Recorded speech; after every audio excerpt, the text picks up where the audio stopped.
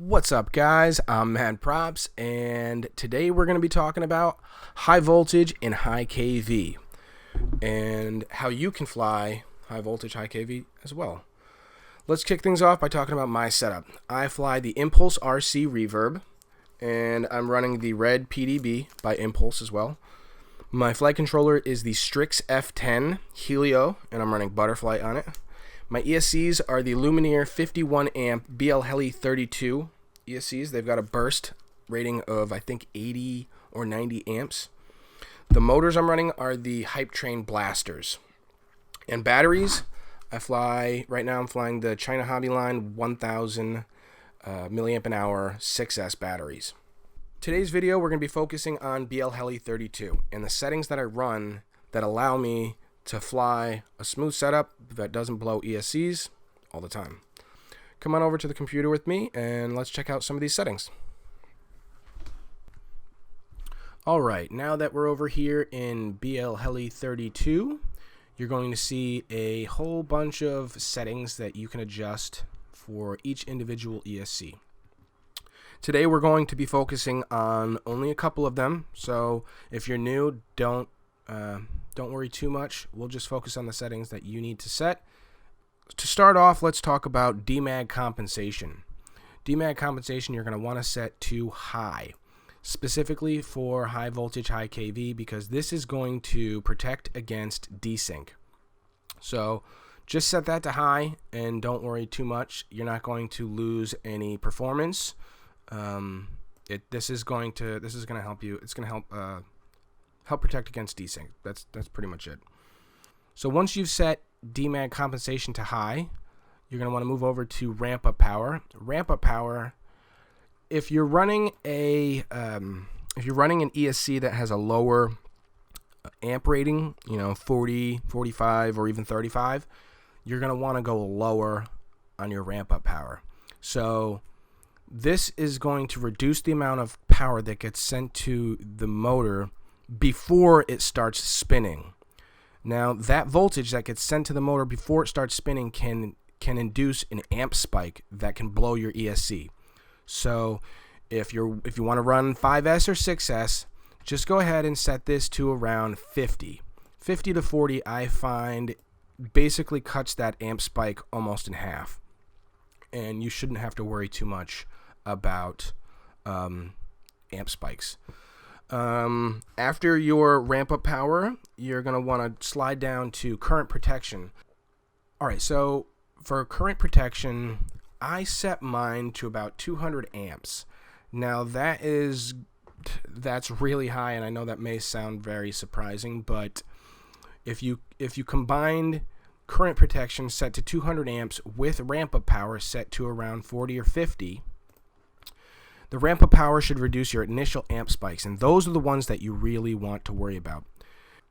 If you want to be totally on the safe side, you could set it to the amp protection of, I would go maybe 20 amps over your burst rating, and that should give you a full throttle range without hitting the limiter.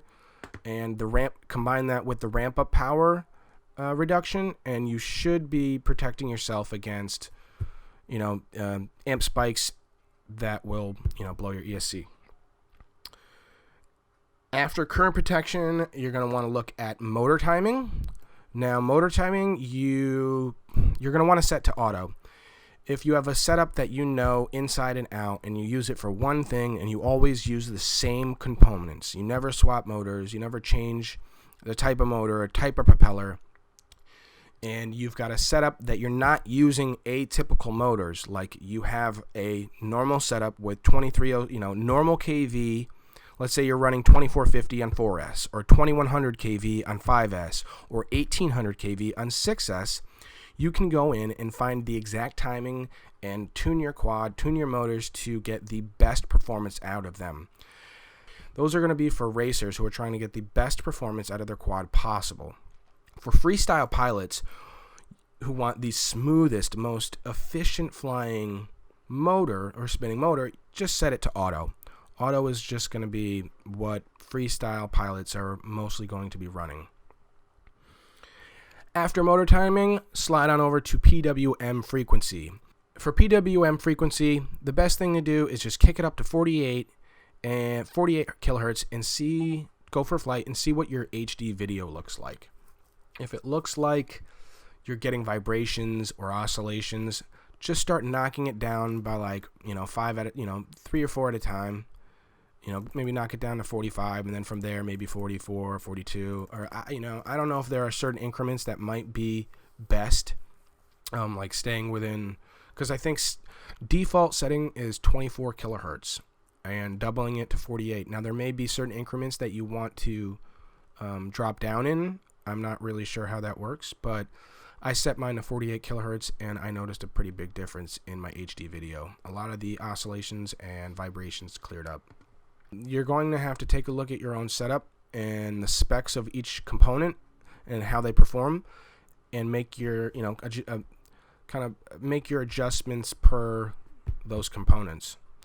Hopefully today, by making this video, I helped a couple of you gain a little confidence with maybe buying a 5S or a 6S battery and slapping it on.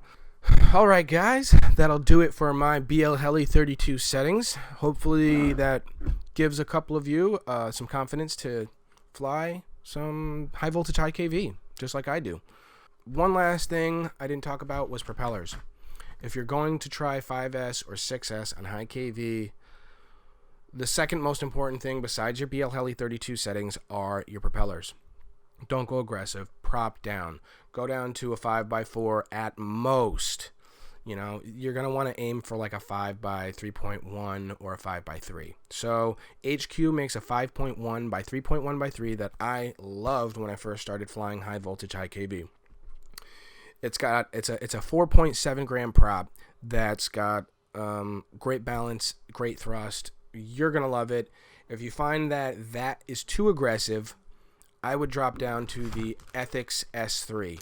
These I find are, I think, right around, I think they're pretty much a 5x3x3 approximately. But they're amazing. These props are amazing. So yeah, prop down, get yourself some Ethics S3s. And yeah, if you're not yet subscribed, please click the subscribe button, leave me a thumbs up, leave me some comments, do all those things, and I'll see you on the next episode. Happy flying. Peace out.